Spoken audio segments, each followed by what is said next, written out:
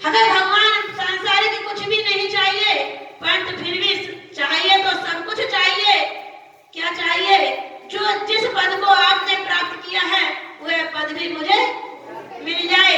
भगवान से हम प्रार्थना करते हैं, भगवान हम भिखारी नहीं हैं, भगवान हम आपसे कुछ मांगने नहीं आए हैं, भगवान मुझे चक्रवर्ती का पद नहीं चाहिए, भगवान मुझे इंद्र नहीं बनना है, परंतु मुझे चाहिए तो आपकी वह कुर्सी चाहिए जिस कुर्सी पर आप विराजमान हैं, जिस स्थान को आपने प्राप्त किया है वह स्थान मांगने आते हैं नहीं आते? भगवान को क्या नमस्कार करते हो? क्या नमस्कार करते हो भगवान को? कि भगवान मुझे सांसारिक सुख नहीं चाहिए, परंतु वह मोक्ष सुख तो चाहिए जो आपके दर्शन करने से ही प्राप्त हो सकता है। क्योंकि आचार्य ने कहा है, सच्चे देव शास्त्र गुरु का दर्शन करने से ही सम्यक दर्शन की प्राप्ति होती है, और बिना सम्यक दर्शन प्राप्त किए कभी मोक्ष की टिकट मिल नहीं सकती। तो सम्यक दर्शन की प्राप्ति भगवान के दर्शन करने से प्राप्त होती है। भगवान के अपने मन में भगवान की श्रद्धा को धारण करने से सम्यक दर्शन की प्राप्ति होती है। गुरुओं के जिनवाणी के दर्शन करने से सम्यक ज्ञान की प्राप्ति होती है, और गुरुओं के दर्शन करने से सम्यक चारित्र की प्राप्ति होती है। ये तीन रत्न उन तीन रत्नों के माध्यम से ही प्राप्त होते हैं, क्योंकि देव शास्त्र गुरु भी तीन रत्न कहलाते हैं, और सम्यक दर्शन, सम्यक ज्ञान, सम्यक चारित्र ये भी तीन रत्न कहलाते हैं। तो इन तीन रत्नों की प्राप्ति के लिए उन तीन रत्नों के पास जाकर हम अपने स्वार्थ की पूर्ति करते हैं। इसलिए आचार्य ने कहा कि स्वार्थ उसे ही कहते हैं।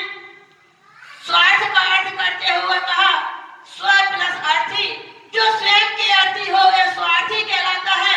तो हम सांसारिक सुखों के प्रति स्वार्थी न बनकर, परिवार के प्रति स्वार्थी न बनकर, उस वास्तविक स्वार्थ के अर्थ को समझते हुए उस स्वार्थी की भूमिका को अदा करें, जिस स्वार्थी की भूमिका को प्राप्त करने के बाद हमें फिर कभी संसार के दुखों का सामना न करना पड़े। ऐसे उस स्वार्थी पद को प्राप्त करते हुए उस शाश्वत सुख को प्राप्त करें। इन्हीं सद्भावना के साथ बोलिए महावीर बोले भारत गौरव परम पूज्य सिद्धांत रत्न गण्य 105 श्री विशुद्धमती माता जी की जय। परम पूज्य 105 गण्य समता शिरोमणि विशिष्टमती माता जी की जय। सभी संघ की जय। ये हमारा 6-7 भाव में 8 भाव में नियम से मोक्ष की प्राप्ति हो सकती है, परंतु वह सम्यक तो है, हम चारों गति में प्राप्त कर सकते हैं। भोग भूमि में भी सम्यक प्राप्त कर सकते हैं, कर्म भूमि तो संयम सम्यक प्राप्त हो ही सकता है। नरक में जहाँ इतने दुख हैं वहां पर भी हम सम्यक को प्राप्त कर सकते हैं, परंतु संयम को एक मनुष्य पर्याय ही ऐसी है जहाँ पर हम संयम को प्राप्त करके अपने कर्मों पर विजय प्राप्त कर सकते हैं। तीर्थंकर जैसे बनने वाली आत्माएं भी, जिनका रिजर्वेशन 3 भाव पहले से ही हो चुका था कि उन्हें नियम से मोक्ष जाना ही है, परंतु फिर भी जब तक गृहस्थ अवस्था में रहे तब तक कल्याण हुआ क्या? उन्होंने भी उस संयम को अपने जीवन में अंगीकार किया, महाव्रतों को धारण किया, उसके बाद ही उनकी कर्म की निर्जरा हुई। कर्म की निर्जरा जब पूर्ण रूप से हो जाती है वही उन जीव को मोक्ष की प्राप्ति हो जाती है। तो हम पूर्ण रूप से अपने कर्म पर विजय प्राप्त नहीं कर सकते, पूर्ण रूप से कर्म की निर्जरा नहीं कर सकते, परंतु संयम के माध्यम से छोटे छोटे नियमों को लेकर ही हम उस शाश्वत सुख को प्राप्त कर सकते हैं। जैसे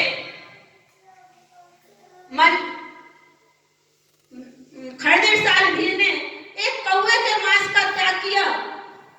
किसका त्याग किया? मांस खाने का त्याग नहीं किया, मात्र कौवे के मांस का त्याग किया, क्योंकि वह भीड़ था। उसका जीवन ही उस मांस के ऊपर ही टिका था, उसका व्यापार ही एक ही था, अपने पेट की और अपने परिवार के पेट की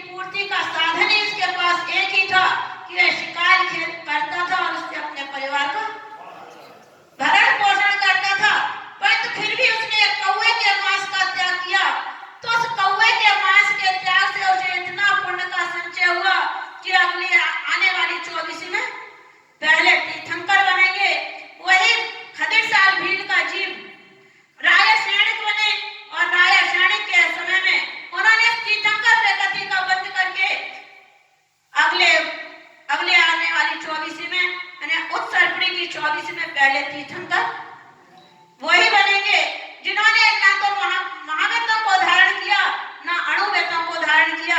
मात्र सम्यक के माध्यम से, उस कौवे के मांस के त्याग के माध्यम से उन्होंने राजा चाणक्य की पर्याय को प्राप्त किया। वहां पर छाये सम्यक को प्राप्त करके तीर्थंकर में गति का बंध किया और अगले भव में नरक से निकलेंगे। यहाँ पर छठम काल और पंचम काल पूरा होगा। एक उत्तम भोगभूमि में आंवले के समान, मध्यम भोगभूमि में बहेड़े के समान और जघन भोगभूमि में, उत्तम भोगभूमि में बेर के समान, मध्यम में आंवले के समान और जघन में बहेड़े के समान इतना भोजन किया जाए इतनी ही भूख लगती है। जबकि 36 प्रकार के व्यंजन उस कर्म वृक्ष से मिलते हैं, परंतु वहां पर उनका भोग नहीं करते। हर प्रकार के की सुविधाएं वस्त्र जाति के कल्प वृक्ष से वस्त्र प्राप्त होती हैं, वाहन जाति के कल्प वृक्ष से वाहन प्राप्त होता है, अयन जाति के कल्प वृक्ष से मकान की प्राप्ति होती है, दीपवान जाति के कल्प वृक्ष से दीपक की प्राप्ति होती है। इस प्रकार से 10 प्रकार के कल्प वृक्षों से सब सुविधाएं तो मिलती हैं, परंतु संयम वहां पर नहीं होता। आचार्य कहते हैं जब तक जीवन में हमारे संयम नहीं है, जब तक हम कभी इस संसार से पार होने वाले भी नहीं हैं। जिस देव पर्याय में हर प्रकार की सुविधाएं हैं, परंतु वह देव भी जब भगवान के तट पर लाड़क के समय उनकी पालकी उठाने का नंबर आता है, तो वह देव भी मनुष्यों से एक याचना करते हैं, भीख मांगते हैं कि ये मनुष्य अपना एक क्षण के लिए अपना मनुष्य को हमें दे दो और हमारा संपूर्ण वैभव तुम ले लो। क्यों? क्योंकि भगवान की पालकी वही उठा सकता है जो भगवान के समान अपने जीवन में संयम को धारण कर सकता है। तो ऐसे उस मनुष्य पर्याय को प्राप्त करने के बाद हम कभी उस संयम की ओर मन बनाते हैं। कहना माता जी मनुष्य पर्याय मिली, अभी पता नहीं कब मिलेगी, और वह मनुष्य पर्याय खाओ पियो मौज उड़ाने में भी, क्योंकि परंतु आचार्य देव कहते हैं कि यह मनुष्य जीवन ऐसा जंक्शन है, उसमें भी जैन धर्म, अन्य धर्म तो बहुत से हैं, परंतु हर धर्म से मोक्ष की प्राप्ति नहीं हो सकती। यदि कहीं उस शास्त्र सुख में पहुंचने का यदि कहीं स्थान है, तो एक जैन धर्म ही ऐसा स्थान है जहां से जीव कर्मों को काटकर उस शास्त्र सुख को प्राप्त कर सकता है। और वह कर्म काटने का साधन यदि कहीं कुछ है तो मात्र संयम ही एक साधन है। आचार्य ने कहा है कि सम्यक तो हम चारों गति में प्राप्त कर सकते हैं। वैसे तो सम्यक दर्शन मोक्ष महल की प्रथम सीढ़ी है। एक बार यदि किसी को सम्यक दर्शन की प्राप्ति हो जाती है तो उसका पंच परावर्तन काल कटकर मात्र अर्ध पुद्गल परावर्तन काल शेष।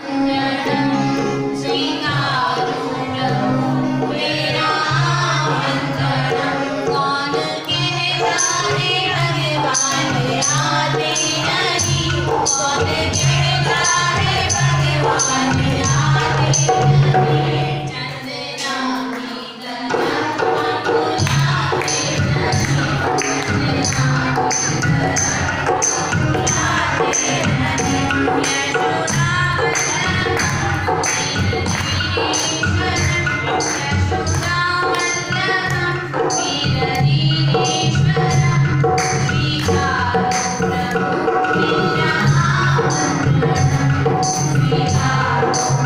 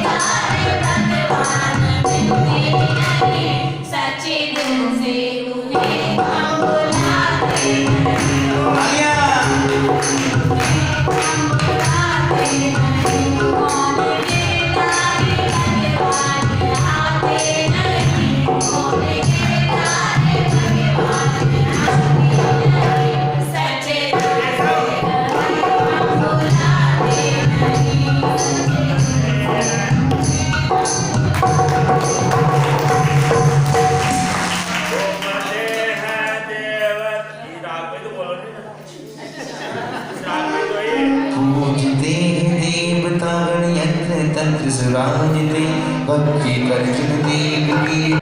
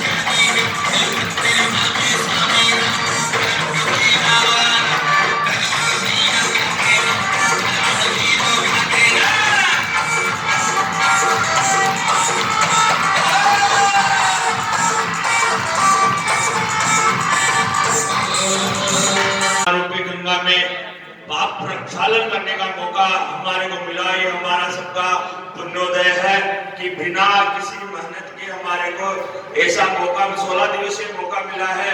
गुरु माँ का विशेष आशीर्वाद हम सब पर रहा है, आगे भी रहेगा। इसी पाप के प्रक्षालन की क्रम में गुरु माँ ने एक मौका और अपने को दिया है। 31 तारीख को 32 महिलाओं के द्वारा गुरु माँ ने पाप प्रक्षालन का सौभाग्य हमको दिया है। जिस किसी की भी भावना हो अपने नाम सोनू छाबड़ा के पास लिखवा दे। 201 रुपए नौछावर राशि रखी गई है। पाप प्रक्षालन करने के पश्चात 32 शास्त्रों ने महिलाओं के द्वारा 32 शास्त्र गुरु माँ को भेंट किए जाएंगे। दोनों की राशि 201 रुपए नौछावर राशि के मैंने बोल दिया ये बात। और शास्त्रों को सुंदर सुंदर प्लास्टिक में सुसज्जित करने का कार्य महिला मंडल गौरी जी के द्वारा करवाया जाएगा। थालियां भी विशेष रूप से सजाई जाएगी जिसमें रखकर जिनवाणी जी माता